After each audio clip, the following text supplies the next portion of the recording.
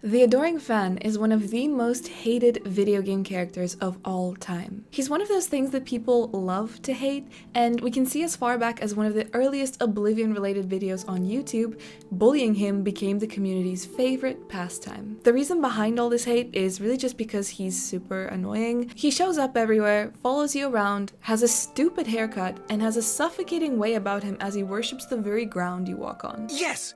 Oh, great and mighty Grand Champion! Is there something you need? Can I carry your weapon? Shine your boots? Back rub, perhaps? I too always thought that he's really annoying, and nothing beyond that really ever occurred to me until I had my own rather sinister experience with an adoring fan in real life, and I began to see that there's a darkness to this infatuation that isn't explicitly explored in the game. Today I'm going to tell you guys the story of my adoring fan and how he went from adoring fan to quickly threatening and harassing me and those closest to me, to the point that something had to be done. Before we get started, hi, my name is Angelika. It's my birthday today, yay! Another year of successfully reading Elder Scrolls without going blind. Moth priests beware. This is a little bit of a different video to what we usually do here, but I figured for the occasion that's in it, we could do some deep Angelikatosh lore in this storytime type video. Now for all this to make sense, I do want to give you a little bit of context, a bit of background, and we have to go back 6 years to 2019. I became fluent in Spanish by playing Fortnite. I might have mentioned that on this channel before.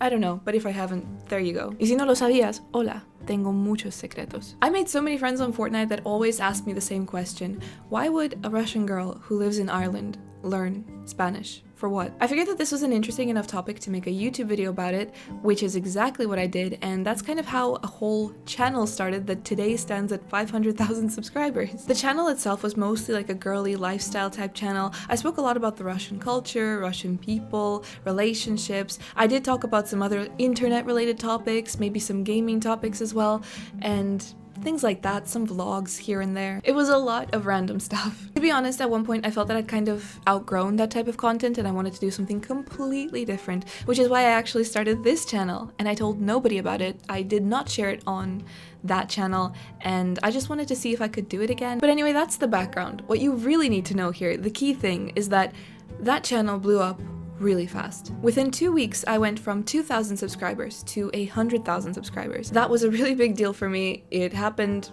out of nowhere, and honestly, I did not know what to do with all of this attention. It was overwhelming, it was exciting, like it was a fantastic experience, but it was one where I made a lot of mistakes. The biggest mistake that I made, and I know that that might sound really bad, but it was speaking to viewers through private messages. And I'm not saying that you can't respond to private messages occasionally when it's like a really nice DM, you know, somebody sends you like a compliment or says something really nice about a video, like it's okay to say thank you every now and again. But at the time, I felt, well, you know, if somebody took the time out of their day to message me, it's only polite that I message them back and keep the conversation going. This, unfortunately, again, as bad as it may sound, is really not a good idea. Otherwise, I've learned that you end up giving people the wrong idea and feeding these parasocial relationships that can really easily turn into harassment. As for the protagonist of this video, I actually don't remember ever having a private conversation with him in DMs.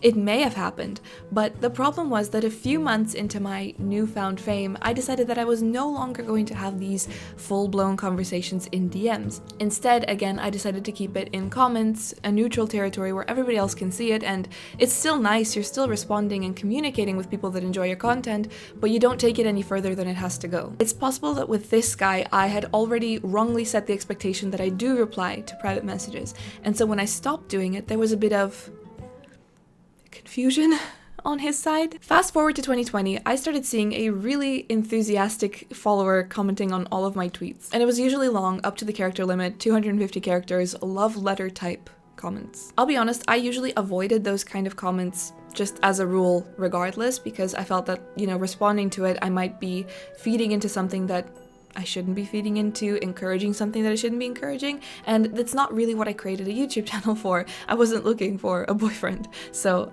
I never really replied to those kind of comments. So he continued commenting things like that for a very long time, and I know he was probably in my Twitter DMs, but again, I just didn't open them because I knew what was in them. Eventually, his comments turned into, I love you so much, but I don't think that you're that great of a content creator because you're supposed to be communicating with your fans and you're not doing that. At the time, I still thought that this was harmless, and I probably should have blocked him there and then, like it was a weird energy, it was a bit pushy, but whatever, I just ignored it. It continued, each time getting more and more aggressive, and it was always like, I really love you, but always kind of giving out to me for not doing something, and that something being speaking to him and responding to his messages and his comments. Around the time that he was getting more and more aggressive with these messages, people online found out that I had a boyfriend. There were of course the typical really weird individuals that got super upset about it and maybe wrote some mean comments, others just unfollowed and moved on, and the rest of the people were fine with it. It wasn't really a big deal. For me, I never said it because it wasn't something that I wanted to share online. I felt like it was neither here nor there, and plus the relationship was really new at the time as well, so again, not something that I was really comfortable with sharing. But somebody found my boyfriend's Instagram account, took the photos that we were in, and shared them everywhere. It was a big deal for like a week. So while the rest of the world moved on, this guy decided to go on a crusade. It started off as really angry comments and messages on Twitter, saying things like, I can't believe that you would be dishonest about this, I am so heartbroken, how could you do this to me? There were some insults sprinkled into that as well. I can't find the screenshots of what he originally said, but whatever it was enough for me to finally block him on Twitter. And that was that. I didn't think anything of it beyond, just somebody getting mad on the internet, and that was that. Once you block it, it kind of goes away. But, it didn't. One day, my boyfriend, who is now my husband, started receiving private Instagram messages. These messages came from an unknown account, but I could tell straight away who it was just because of the way the messages were written, even the emojis that were used. Like, it was really obvious exactly who they were coming from, just because I was so used to seeing his comments. It was at the point where I could recognize a message from him. I'm not gonna tell you exactly what he said, because if I do, this video will get flagged.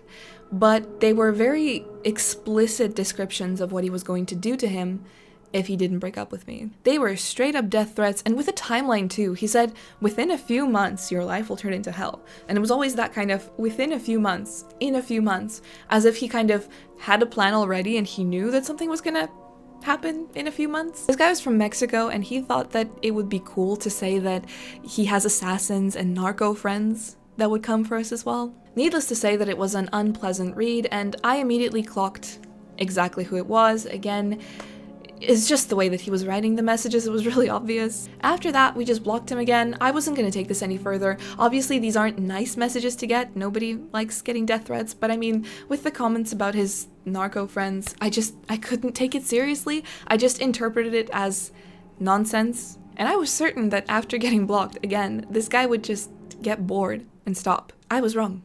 Very soon after that, I started getting messages from other followers of mine, people sending me a link to this really weird video on YouTube. He made a video addressed to me, which I assume ended up on my followers' timeline because he used my full name in it. The summary of this video is that he was very angry looking in it, and he asks, why did I block him? He said that he hadn't done anything wrong and he was just a fan, and then it turned into him listing the names of all my family members, including my dogs. What did the dogs do? He said he knows where I live, in Ireland, and he was asking me to unblock him immediately because he was innocent of any wrongdoing. The video was kind of long. I can't even remember everything, exactly what he said in it, but something about it other than the content was just really off. It was super creepy. Around the same time that I watched that video, I started getting screenshots from people where he was in some comment sections asking for my address or asking if anybody knew what my address was and if they could share it with him. What really freaked me out at that point is that he said the name of a city that I lived close to.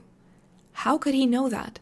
I hadn't shared that anywhere. So this was the first time that I actually felt like, okay, well, this is getting a little bit too much. I may have made mistakes with all of this newfound attention on the internet, but one thing that I made sure not to do was to say where I lived. I didn't share anything, not even close. So it was really unsettling to see him literally say it to someone. He started then messaging and harassing other followers of mine for my address, sending more threats, again with the whole narco thing, which I'm pretty sure initially he said that, oh, it wasn't me, why would you think it's me? And then he went with it anyway and he just kept doing it. But where he went too far was when he got in touch with a girl that I went to school with. This is a girl that I hadn't spoken to in like 5 years at that point, but he found her Instagram and he started messaging her. He said something like, hey, I know you went to school with Angelika and I really want to send her a gift, but it has to be a surprise, so don't tell her. Could you let me know what her exact address is so I can send her the gift? Thankfully, this girl, of course, knew that this was really weird and really off, so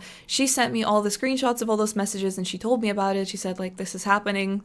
what is this? For me, that was the final straw because of course this girl knew not to say anything, but I didn't know who else he could get in touch with that might accidentally just give him my address without thinking anything of it. And that was when I decided to talk about it publicly on my channel because I'd had enough. I made a video speaking about the guy, I showed all of his messages in the video, everything he said. I spoke about the video he made, and yeah, I just made everything public so that there would be awareness about the situation, because again, people that were following me were asking me about it and like, what is this? I was hoping that this would just calm him down and get him to stop what he was doing, because at that point, it was completely public. I've since privated that video because I just don't think it's necessary to rehash everything with his face in it, but at the time it was viewed over 200,000 times. This made him really mad. He started making angry posts about how horrible I am and that he meant no harm, he wasn't going to, you know, do anything, and he wasn't going to apologize for loving me.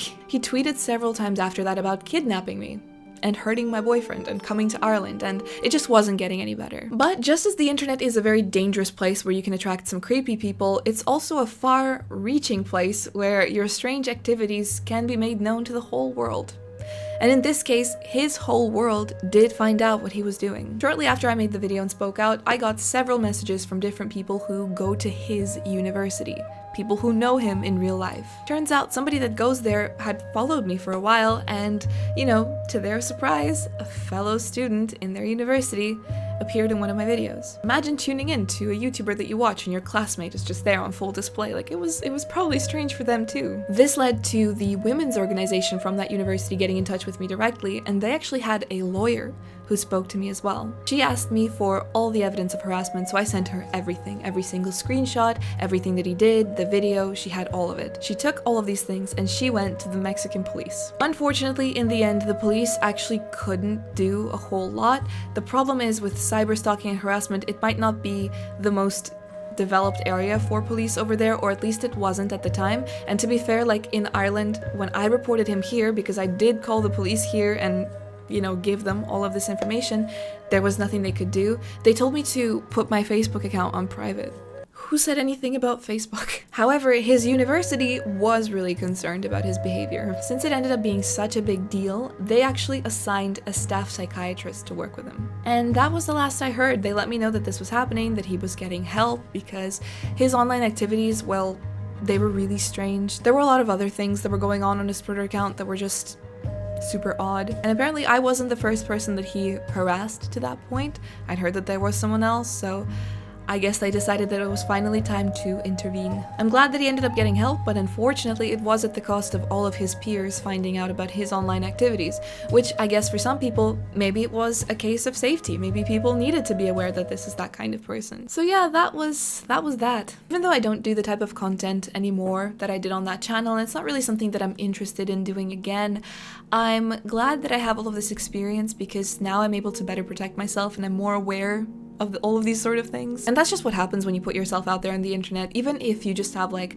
an Instagram account with 100 followers, as long as that account is public and you post anything on it, you have exposed yourself to that kind of thing. That's just the reality of it. There's nothing anyone can do about it. But of course, that sort of behavior shouldn't be encouraged either. It should be called out. And I guess the lesson here is, if you're someone who posts anything on the internet, anywhere, just be vigilant. Your information is probably a lot more accessible than you think, and if you create content, make sure that you're setting boundaries and try to keep conversations in public spaces, because sometimes you might end up giving people the wrong idea unintentionally, but it could lead to some problems like that. And so that's the story of my real life adoring fan. The reason that I thought I'd talk about it is because a while back I did a video on your Elder Scrolls hot takes, and we talked about the adoring fan on that, and I mentioned that I find him sinister because I'd had this experience, and I had a few of you asking me about it and why did I have this experience and how did that go down. So yeah, this is pretty much that story.